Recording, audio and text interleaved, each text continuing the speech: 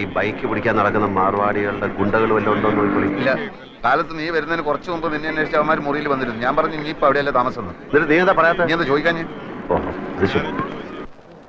കണ്ട കോളിന് കുറെ കാലം കിടക്കണ്ടതാ. ആരെയും വെറുപ്പിക്കണ്ട. ബാഗിനകത്ത് മൂടി വെക്കാനല്ല, കാശും തന്ന് തന്നെ കണക്കപ്പിള്ളാന്ന് പറഞ്ഞ് ഇവിടെ കുത്തി നിർത്തിരിക്കണേ. ആവശ്യത്തിന് കൊടുക്കാനാ. ഇവിടുത്തെ പണിക്കാരെ ആരെന്ത് ചോദിച്ചാലും അത് അങ്ങോട്ട് കൊടുക്ക.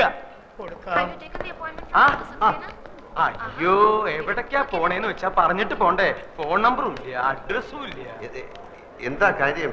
വർമ്മ സാറ് ബോധം വന്നപ്പോ മുതൽ നിലവിളിക്കുക, ആൽഫി. ഞാനിപ്പോ അതിനെന്ത് ചെയ്യണം? ഒരച്ഛന്റെ വിഷമം മനസ്സിലാക്കണം. പറയുന്നത് കേൾക്കല്ലാതെ മറിച്ചൊന്നും പറഞ്ഞ് അങ്ങേരെ വിഷമിപ്പിക്കരുത്. ഞാൻ മോന് പുണ്യം കിട്ടും. വാ വാ.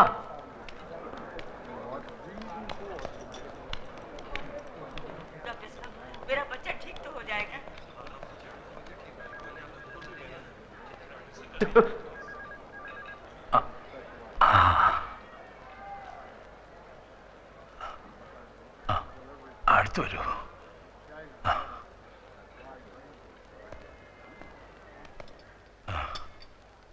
കണ്ണേ പൊന്നേന്ന് പറഞ്ഞു വളർത്തിയ കുഞ്ഞാണ്.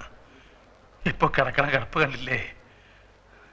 ഡോക്ടർ പറഞ്ഞു നീ വേണം അവളെ രക്ഷിക്കാനെന്ന്. എന്റെ മോളെ കൈവിടരുത്. ഒന്ന് പറയൂ ഇരവി, എന്നോട് മാപ്പാക്കണമെന്ന് പറയൂ. പിണക്കവും പരിഭവവും ഒന്നും ഇല്ലാന്ന് എന്നോട് പറഞ്ഞു കഴിഞ്ഞു. എല്ലാം ഞാൻ പറഞ്ഞു മനസ്സിലാക്കിച്ചോളാം. വർമ്മ സാറ് വെറുതെ വിഷമിച്ച് പ്രഷർ കൂട്ടണ്ട. ആ, അത് കേട്ടാ മതി എനിക്ക്. 100. 100 എടോ, ഇത് ആദ്യം പറഞ്ഞോളൂ 200. 100 100 100 100 200 300 എത്ര വേണമെങ്കിലും തരാം. പിന്നെ അവിടെ ചെന്ന് കിട്ടിയില്ല എന്ന് കംപ്ലൈന്റ് പറയും. നന്ദി വേണടാ, നന്ദി. എനിക്ക് ചില കാര്യങ്ങൾ അറിയാനുണ്ടായിരുന്നു. എന്ത് കാര്യം?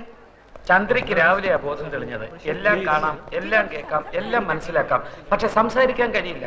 കഴുത്തിന് താഴെ ആകെ തളർന്നിരിക്കുക. ഒരു സ്ട്രേഞ്ച് കേസായിട്ടാ എനിക്ക് തോന്നുന്നത്. പക്ഷെ പ്രതീക്ഷയ്ക്ക് വകയുണ്ട്. രോഗിയുടെ മനക്കരുത്താണ് ഇവിടെ പ്രധാനം. ഒരു മിറക്കിൾ സംഭവിച്ചാൽ നാളെ തന്നെ എഴുന്നേറ്റ് നടന്നു എന്ന് വരാം, ചിലപ്പോ 4 വർഷമായി എന്നും വരാം. എല്ലാം തന്റെ കയ്യിലാണ്. ജീവിക്കണമെന്ന മോഹം എത്രയും കൂടുന്നോ അത്രയും പെട്ടെന്ന് ചന്ദ്രിക സുഖം പ്രാപിക്കും. ആ മോഹം ഉണ്ടാക്കേണ്ടത് നിങ്ങളാണ്. നിങ്ങളാണ് എല്ലാവരുടെയും ഒരേ ഒരു പ്രതീക്ഷ. How is she? എല്ലാം നോർമൽ.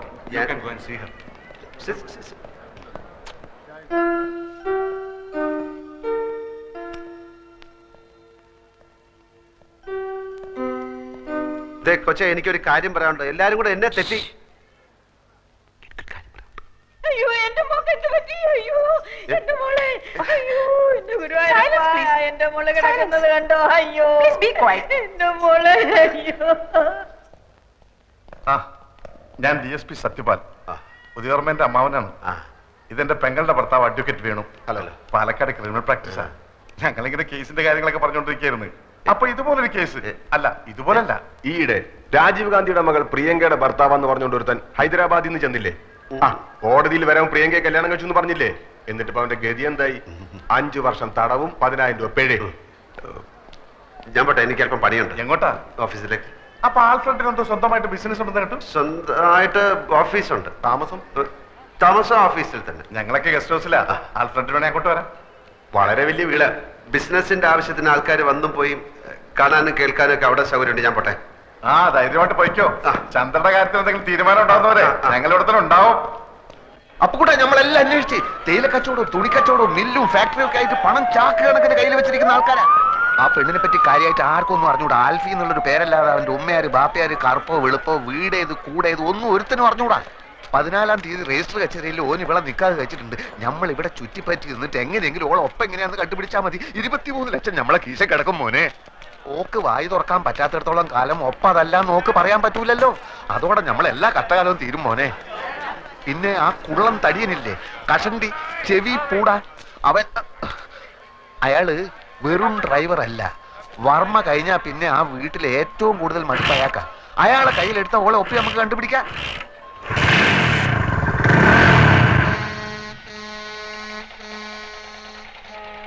ഇനി എന്താടാ ഒന്നും മിണ്ടാത്തത്? നീ പടച്ചോനെ കണ്ടിട്ടുണ്ടാ? ഇല്ല, കണ്ടിരുന്നെങ്കിൽ ഒന്ന് ചോദിക്കായിരുന്നു. എന്തിനാ ഇങ്ങനെ എന്നെ പടച്ചു വിട്ടതെന്ന്. എന്നാ പടച്ചോനെ നമ്മൾ കണ്ടിട്ടുണ്ട്. എവിടെ വെച്ച്? പലയിടത്തും വെച്ച്, പല രൂപത്തില്. ഒരിക്കല് ബസ്സിൽ ടിക്കറ്റ് എടുക്കാൻ 20 പൈസ കുറവായപ്പോ സ്കൂളിൽ പഠിപ്പിച്ച പണിക്കര മാഷ രൂപത്തിൽ വന്ന് 20 പൈസ തന്ന്. പിന്നൊരിക്കൽ എടപ്പള്ളി പെരുന്നാളിന് കാശില്ലാണ്ട് വിശന്ന് വലഞ്ഞപ്പോ ഒരു ദുബായിക്കാരന്റെ രൂപത്തിൽ വന്ന് ബിരിയാണി വാങ്ങി തന്നു. അങ്ങനെ കഷ്ടപ്പെടുന്ന നമ്മളെ മുമ്പിൽ പല രൂപത്തിലാണ് പടച്ചോൻ വരിക. ഇപ്പൊ ഈ ചന്ദ്ര എന്ന് പറയുന്ന പെണ്ണിന്റെ രൂപത്തിലാണ് വന്നിരിക്കുന്നത് എന്ന് വെച്ചോളി. ഞമ്മള് പാതി പടച്ചോൻ പാതി എന്നാ. പടച്ചോന്റെ പാതി പടച്ചോൻ ചെയ്തു, ഞമ്മളെ പാതി ഞമ്മള് ചെയ്യണം. നീ ചെകുത്താനെ കണ്ടിട്ടുണ്ടാ? ഉണ്ടല്ലോ ഞമ്മളെ മാമ. അതൊക്കെ കുഞ്ഞ് ചെകുത്താൻ, വലിയ മലയിടത്ര ഉള്ളതുണ്ട്.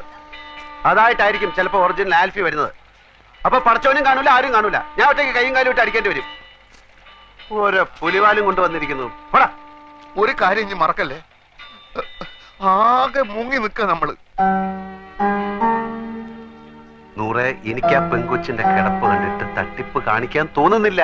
ഓ, അതാണ് എനിക്ക് വിഷമം. നാട്ടിൽ കിടന്ന് കഷ്ടപ്പെടുന്ന നിന്റെ അച്ഛനെയും പെങ്ങളെ ആലോചിച്ചിട്ട് എനിക്ക് വിഷമില്ല. എപ്പോഴോ കുറെ ഐസ് മുട്ടായി വാങ്ങിച്ചു തന്നൊന്നും പറഞ്ഞിട്ട് അതിന്റെ നന്ദി കാണിക്കാൻ വേണ്ടി നിന്റെ പിന്നാലെ ഇറങ്ങി തിരിച്ച എന്റെ ഇപ്പോഴത്തെ സ്ഥിതി ആലോചിച്ചിട്ട് എനിക്ക് വിഷമമില്ല.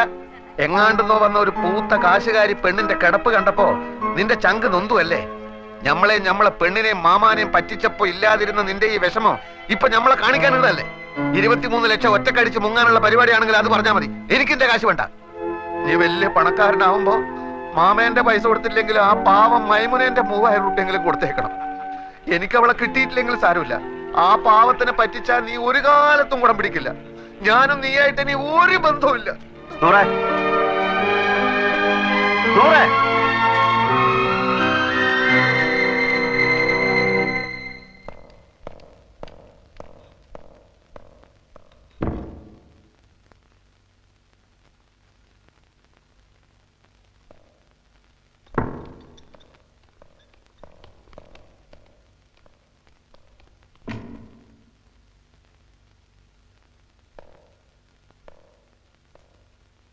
കൊച്ചേ, നിനക്കെല്ലാം കാണാനും കേൾക്കാനും പറ്റുമെന്ന് എനിക്കറിയാം. I am Appukuttan. എന്റെ പേര് അപ്പുക്കുട്ടൻ എന്നാ. വഴി വെച്ച് നാട്ടുകാരെല്ലാം കൂടെ നിന്നെ എന്റെ തലയെ വെച്ച് തന്നതാ. ഇവിടെ കൊണ്ട് ഞാൻ ഇറക്കി. അതോടെ അവരെല്ലാം കൂടെ പിടിച്ച് എന്നെ നിന്റെ ഭർത്താവാക്കി. ഇടിവെട്ടി അവന്റെ തലയിൽ പാമ്പ് കടിച്ചു എന്ന് കേട്ടിട്ടുണ്ടോ? ആ ഗതിയാ ഇപ്പൊ എന്റേത്. അതുകൊണ്ട് സത്യം തുറന്ന് പറഞ്ഞേക്കാമെന്ന് കരുതിയാ ഇപ്പൊ ഞാൻ വന്നത്. അപ്പൊ ഇവിടെ ആരുമില്ല, എല്ലാരും നല്ല ഉറക്കം. നാളെ ഞാൻ വരും, ഉള്ള സത്യം അങ്ങ് തുറന്ന് പറഞ്ഞേക്കും. കേട്ടില്ല? ഇപ്പൊ ഞാൻ പോന്നു. Good night.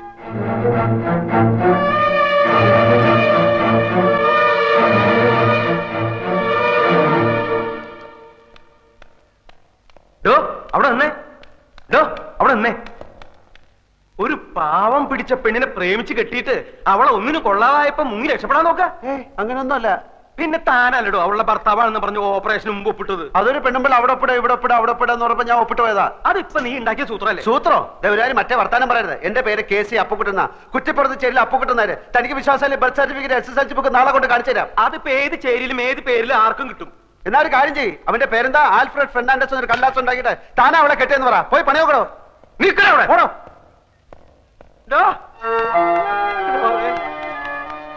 അപ്പൊ സത്യം പറയാൻ പോവാ?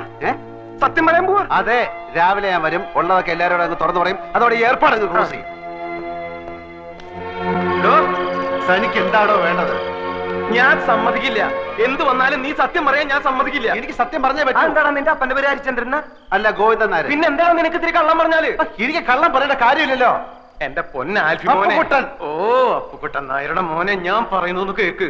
നീ പറഞ്ഞത് ശരിയാ. കള്ളം പറയേണ്ട കാര്യം നിനക്കില്ല. പക്ഷെ ഇവിടത്തെ സ്ഥിതി കൂടി ഒന്ന് ആലോചിക്കണ്ടേ? മോളുടെ ഗതി കണ്ട് നിന്റെ മുമ്പിലല്ലേ ആ വർമ്മ സാർ ബോധം കെട്ട് വീണത്. ആ ഷോക്കീന്ന് ഇതുവരെ അങ്ങേര് കര കയറിയിട്ടില്ല. ഈ നിലയിൽ ഇതും കൂടി കേട്ട ആ പാവം ചത്തു. ഞാനല്ലാത്ത കാര്യം ഞാൻ എങ്ങനെ പറയും? നിനക്ക് സത്യം പറയണല്ലേ? ആ, നീ സത്യം പറഞ്ഞോ. ഒരു 3-4 ദിവസം കൂടി കഴിഞ്ഞോട്ടെ, അങ്ങോട്ട് എഴുന്നേറ്റ് നിന്നോട്ടെ. എന്തും കേൾക്കാനുള്ള മനക്കെട്ടി അദ്ദേഹത്തിന് വന്നോട്ടെ. നിന്നെ ഞാൻ ഈ രവിക്കുട്ടിപ്പിള്ള അദ്ദേഹത്തിന്റെ മുന്നിൽ കൊണ്ടുവന്ന് നിർത്തി സത്യം പറയിപ്പിക്കുക. അതുപോലെ അതിനിടെ ശരിക്കുള്ള വന്ന ഞാൻ കള്ളനാവില്ലേ? വരുന്നെങ്കിൽ എന്നേ വരണമായിരുന്നു. നമുക്കറിയാത്ത എന്തൊക്കെയോ കുഴപ്പങ്ങൾ നടന്നിട്ടുണ്ട്. ചന്ദ്രക്കുഞ്ഞ് വാ തുറക്കാതെ നടന്നോ ഒന്നും അറിയാനും പറ്റില്ല. ഇനി അഥവാ വന്നാൽ ഞാൻ പറയും. ഞാൻ പറഞ്ഞിട്ടാണ് നീ ഈ നല്ല കാര്യത്തിന് കൂട്ടുനിന്നതെന്ന് പോരെ.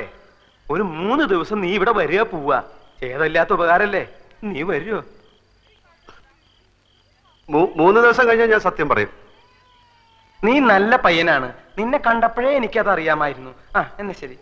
ഞാൻ ഗുഡ് നൈറ്റ് പറഞ്ഞോ? ഇല്ല. Good night. Good night. ഞങ്ങളുടെയൊക്കെ പ്രാർത്ഥനയുണ്ട്.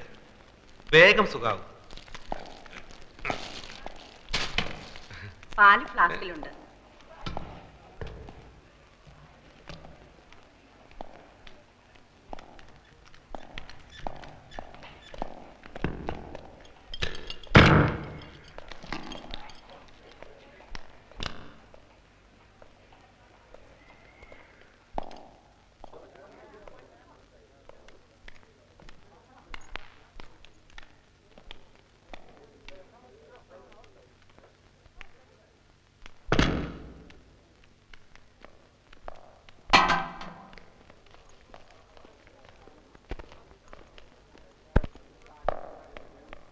ഇരവിക്കുട്ടിപ്പിള്ള പറഞ്ഞു ഇപ്പൊ സത്യമൊന്നും പറയണ്ട, ഇപ്പൊ പറഞ്ഞ തന്റെ അച്ഛന്റെ കാറ്റ് പോകുന്നു.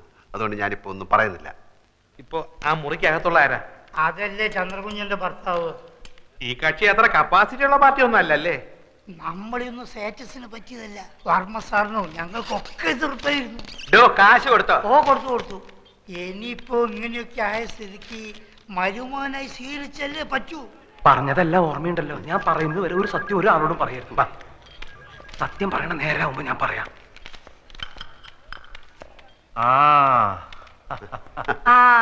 ആൽഫി വന്നോന്ന് അനിയൻ അന്വേഷിക്കായിരുന്നു. നല്ല ചായ ഉണ്ട്, വീട്ടിൽ നിന്ന് കൊണ്ടുവന്നാ. നമ്മുടെ സ്റ്റേറ്റിലെ ചായപ്പൊടിയാ. ആൽഫിക്ക് ഇവരെ ആരെയും പരിചയമില്ലല്ലോ. ഇത് എന്റെ മൂത്ത പെങ്ങളാ. ഇത് പെങ്ങളുടെ മോള് ഇന്ദു. ഇത് ശോഭ. ഇനി ഒരു പെങ്ങളുണ്ട് അമേരിക്കയിലാ, അമ്മുക്കുട്ടി. അവക്കൊരു മകനുണ്ട്, അവൻ ഡോക്ടറാ. പിന്നെ ഇവരെ പരിചയപ്പെട്ടിരുന്നല്ലേ? പരിചയം. ഇനിയിപ്പോ എന്തായാലും നമ്മളൊക്കെ ഒരു കുടുംബമായിട്ട് കഴിയേണ്ട ആൾക്കാരല്ലേ. അധികം സംസാരിക്കണ്ടെന്ന് ഡോക്ടർ പറഞ്ഞിട്ടില്ലേ മാമ?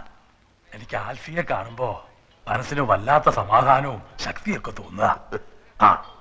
ഇത് ഇരവി. അറിയാം. അങ്ങനെ അറിഞ്ഞാ പോരാ, ഞാൻ പഞ്ഞിക്കുരി ബിസിനസ്സുമായിട്ട് നടക്കുന്ന കാലം മുതല് ഇയാൾ എന്റെ കൂടെ ഉണ്ട്. ഇരവി വിഷം കൊടുത്ത് കുടിക്കാൻ പറഞ്ഞാലും അനിയൻ കുഞ്ഞു കുടിച്ചോളും, അത്ര വിശ്വാസ. ഞാനൊരു ക്രിമിനൽ വക്കീലായതുകൊണ്ടല്ല ചോദിക്കുന്നത്, വിഷമം തോന്നരുത്. ബന്ധുക്കളാരും ഇല്ലേ? അച്ഛൻ, അമ്മ, സഹോദരങ്ങൾ.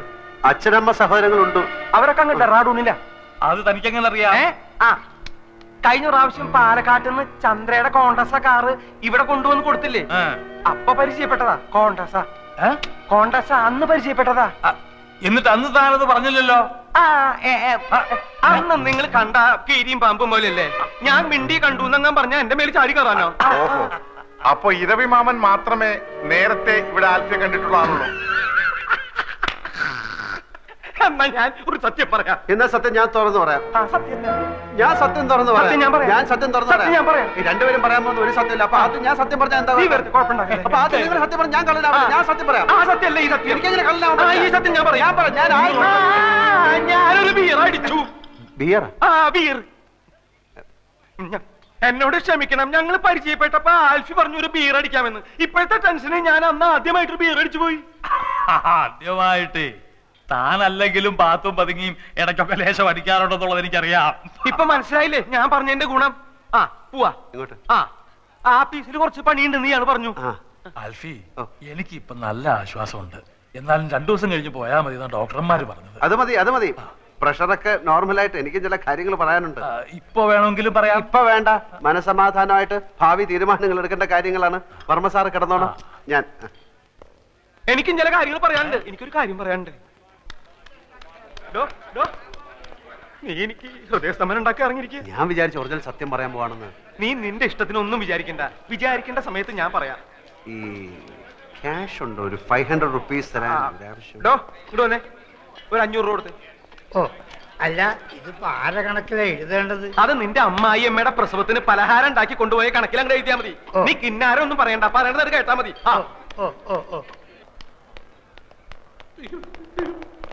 സാർ, എന്നോട് ക്ഷമിക്കണം. ഞാൻ അറിഞ്ഞില്ല സാർ ഇത്രയും വലിയൊരാളാണെന്ന്. ചന്ദ്രയുടെ ഭർത്താവാണെന്ന് ഒരു വാക്ക് പറഞ്ഞിരുന്നെങ്കിൽ കണ്ണും പൂട്ടി ഞാൻ അപ്പോഴേ ലോൺ തരുമായിരുന്നല്ലോ. സാറിന് എത്ര രൂപ ലോൺ വേണം? ഞാൻ ഇന്ന് തന്നെ സാങ്ഷൻ ചെയ്ത് തരാം. അപ്പൊ ലോൺ കിട്ടുമോ? ഞാൻ ഈ വർക്കീസാണ് പറയുന്നത്. നാളെ രാവിലെ ബാങ്കിലോട്ട് വാ, ലോൺ ഞാൻ ശരിയാക്കി തരാം. സാർ ഒരു ഒറ്റ ഒപ്പിട്ട് തന്നാൽ മതി. എന്റെ കുഞ്ഞുങ്ങളാണ് സത്യം. അല്ലെങ്കിൽ വേണ്ട, ഫോം ഞാൻ ഇങ്ങോട്ട് കൊണ്ടുവരാം. വേണ്ട, ഞാൻ അങ്ങോട്ട് വരാം. എന്നോട് ഒരു വിരോധവും മനസ്സിൽ തോന്നരുത്. സാറിന്റെ ചന്ദ്ര ടെക്സ്റ്റൈൽസ് കമ്പനിയുടെ മുഴുവൻ അക്കൗണ്ടും ഞങ്ങളുടെ ബ്രാഞ്ചിലാണ്. ദയവ് ചെയ്ത് അതൊന്നും പിൻവലിക്കരുത്. ബ്രാഞ്ച് പൂട്ടിപ്പോകും. ബാങ്കിന്റെ ഭാവി അല്ലേ സാർ ഞങ്ങളുടെ ഭാവി. അതൊന്നും പേടിക്കണ്ട. അപ്പൊ ലോൺ ശരിയാവോ? എന്തിനാ സാർ സംശയം? വർഗീസിന്റെ വാക്കാണിത്. അപ്പൊ നാളെ ഞാൻ ബാങ്കിൽ വരാല്ലേ? അയ്യോ, ധൈര്യമായിട്ട് വരണം സാറേ. ഞാൻ മനസമാധാനമായിട്ട് പൊയ്ക്കോട്ടെ.